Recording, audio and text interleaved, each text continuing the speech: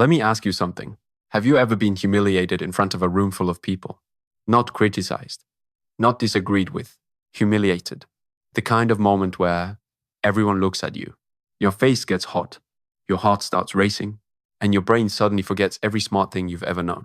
Then, hours later, while lying in bed, you think of the perfect response, the perfect comeback, the perfect thing you should have said. But by then, it's too late. Here's the truth. The strongest people in the world aren't the people who always have the best comeback.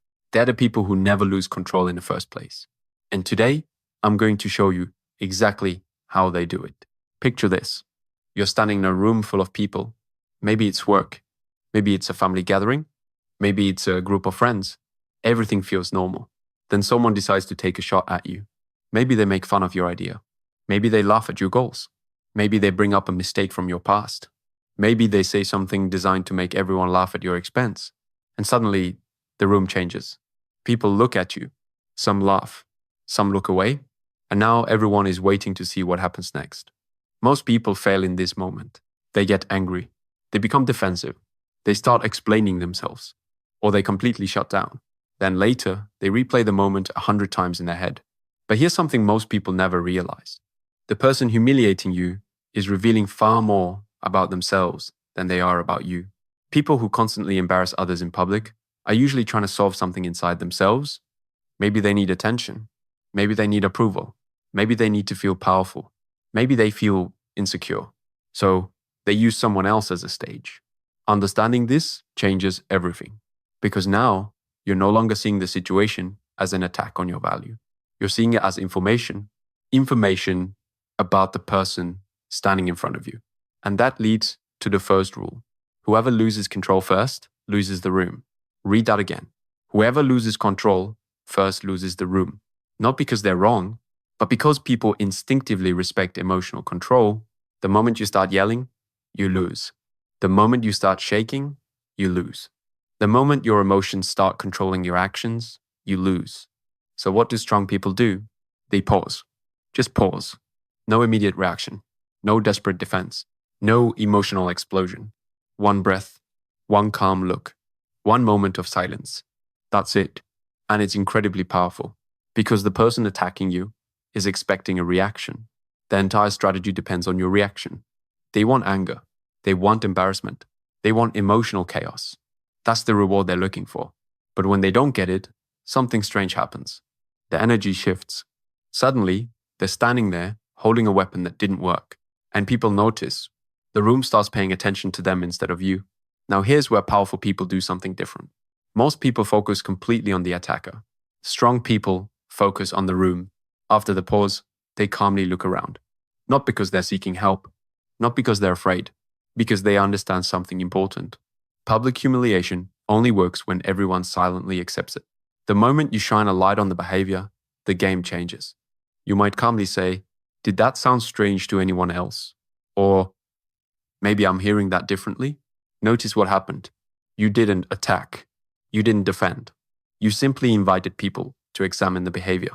Now the spotlight shifts. The room stops evaluating you. The room starts evaluating them. And that's exactly where the pressure belongs. Another powerful technique is naming the behavior. Not the person, the behavior. For example, "That sounded personal." Or, "That felt like it was meant to embarrass me." Or, "Am I misunderstanding that?" These responses are powerful because they're calm, they're factual, and they're difficult to argue with. You're not calling someone a bad person. You're simply describing what just happened. Most people are too afraid to do this. They laugh along. They pretend they're okay. They sacrifice their dignity to avoid discomfort. But when you calmly name the behavior, everyone in the room becomes aware of it. And suddenly, the person who made the comment becomes uncomfortable because now everyone can see exactly what happened. Sometimes, however, the best response is no response at all. Not everyone deserves your energy. Not everyone deserves your attention. Some people are simply looking for a reaction, and giving them one only rewards the behavior. In those situations, look at them calmly, pause, then continue the conversation. Talk to someone else. Ask another question. Move forward, as if their comment wasn't important enough to stop the room. Because sometimes indifference is stronger than confrontation. Nothing frustrates an attention seeker more than being ignored. Now, let's talk about responding. Because sometimes a response is necessary. But if you respond, remember 3 rules. Keep your voice low. Keep your answer short. Never insult back. Most people think strength is loud. It's not. Strength is calm. A calm voice forces people to listen. A short answer signals confidence. And refusing to insult back keeps you above the fight. If someone mocks your ambitions, say, "Not everyone needs to understand where I'm going." If someone brings up a mistake from your past, say, "Yes, I learned a lot from that."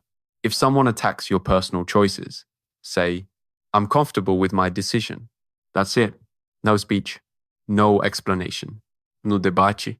No need to convince anyone. Because your goal isn't to destroy the other person.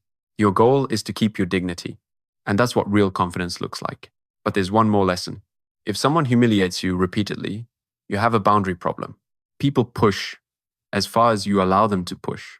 First, they make a small joke, then a bigger one, then another. Eventually, they become comfortable disrespecting you. Why? Because nothing happened. They learned there were no consequences. So after the situation is over, have a private conversation. Not angry, not emotional, not dramatic, just clear. You simply say, "What happened earlier can't happen again." That's it. No lecture, no threats, no argument, just clarity. And clarity is powerful because confident people communicate clearly. Bullies understand clarity. Manipulators understand clarity. People who test boundaries understand clarity. And when you consistently enforce your boundaries, something incredible happens. People start treating you differently, not because they're afraid, because they respect you. They understand where the line is, and they understand you're not someone who can be pushed around. Before we finish, remember this. Anyone can stay calm when people are praising them. Anyone can feel confident when everything is going well. The real test happens when someone tries to embarrass you, when someone laughs at you, when someone wants to see you lose control. That's where character is revealed, not theirs, yours.